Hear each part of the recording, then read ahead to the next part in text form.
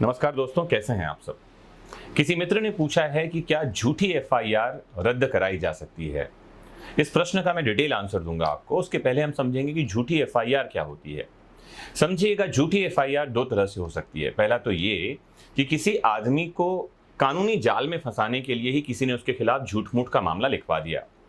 कई बार ऐसा देखने में आता है कि प्रॉपर्टी के जो झगड़े होते हैं, पारिवारिक झगड़े, उसमें जब एक आदमी दूसरे के खिलाफ कोई मामला दर्ज करवाता है तो उसमें क्योंकि एक परिवार को दूसरे परिवार के सभी सदस्यों का नाम पता होता है, कौन कौन क्या क्या कर रहा है उसकी जानकारी होती है, तो वो सभी के नाम उम्र के साथ लिखवा देते हैं कि ये आदमी अपराध में शामिल था। कई बार ऐसा होता है, घरेलू हिंसा वाले मामलों में ऐसी बातें आती हैं कि मान लेते हैं पति ने पत्नी के साथ क्रूरता की है या सास की बहू के साथ नहीं बन रही है, तो जब कभी एफआईआर या शिकायत की जाती है तो हर उस एक परिवार के सदस्य के खिलाफ शिकायत लिखवा दी जाती है जिनको जिनको वो महिला जान रही है या जिनसे जिनसे कभी वो संपर्क में आई है। कई बार पुलिस और दूसरे पार्टी की मिलीभगत के कारण भी ऐसा देखने में आता है कि झूठी एफआईआर दर्ज हो गई है। तो एक बार झूठी एफआईआर दर्ज अगर हो जाए तो परेशानी ये है कि व्यक्ति घबरा जाता है और कानून के जाल में फंसकर रह जाता है।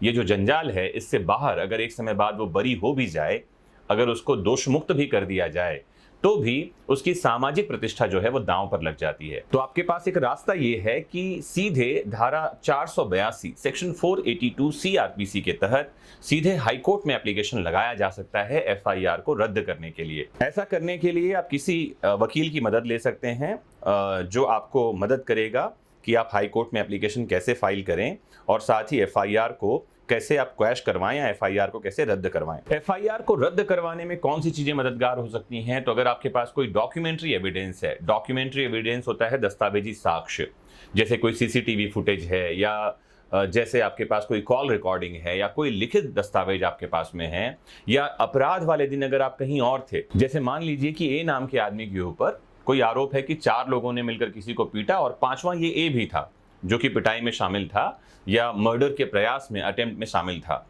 अगर उस दिन ये कहीं और था, जैसे मान लेते हैं कहीं जॉब कर रहा था ये, तो उसका अटेंडेंस होगा वहां पर में, या कोई और डॉक्यूमेंट्री एविडेंस होगा, वो ऑफिस गया, ऑफिस से आया, उस दिन की सीसीटीवी फुटेज होगी, या उस दिन वो कहीं और ट्रेवल कर रहा था तो यात्रा का टिकट होगा।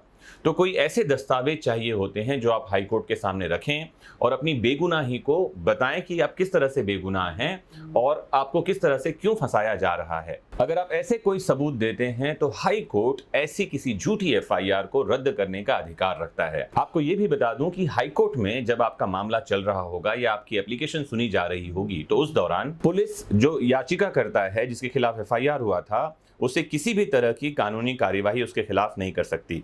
इसलिए इस संबंध में किसी को भी परेशान नहीं होना चाहिए। यहां तक कि पुलिस ऐसे किसी व्यक्ति के खिलाफ निचली अदालत से वारंट निकलने की स्थिति में भी व्यक्ति को गिरफ्तार नहीं कर सकती। इस संबंध में कोर्ट जरूरी समझने पर जांच अधिकारी को आवश्यक दिशा निर्देश दे सकते हैं, जिससे ऐसे किसी व्यक्ति को जिसके खिलाफ झूठी एफआईआर हुई थी, किसी तरह की समस्या का सामना न करना पड़े, किसी तरह की प्रॉब्लम उसको फेस न करनी पड़े। कुछ और बात स्पष्ट कर दूं तो धारा 482 सीआरपीसी 1973 की अवधारणा सुप्रीम कोर्ट द्वारा कर्नाटक राज्य बनाम मुनिस्वामी 1977 का ये केस है, इसमें दी गई, और कोर्ट ने स्पष्ट कहा, माननीय सर्वोच्च न्यायालय ने, कि धारा 482 केवल 3 सिचुएशन की परिकल्पना करती है। ये सिचुएशन है, नंबर 1, संहिता के तहत किसी भी ऑर्डर को इफेक्टिव करना। दूसरा है जो हमारा क्रिमिनल प्रोसीजर कोड है, उसके तहत किसी भी प्रक्रिया का मिसयूज यानी अब्यूज ऑफ प्रोसेस को रोकना। और तीसरा जो कारण है यह है न्याय को सुरक्षित करना, यानी कि न्याय के उद्देश्यों की पूर्ति करना। और इस संबंध में हाई कोर्ट जो उसको अंतर्निहित अधिकार मिलते हैं, इनहेरेंट पावर मिलते हैं, उसका उपयोग करके ऐसे किसी एफआईआर को रद्द करने का अधिकार रखता है। तो अगर किसी के खिलाफ कोई झूठी एफआईआर है तो डरने की जरूरत नहीं है। आपको करना केवल यह है कि अपनी बेगुनाही का सबूत जुटाइए।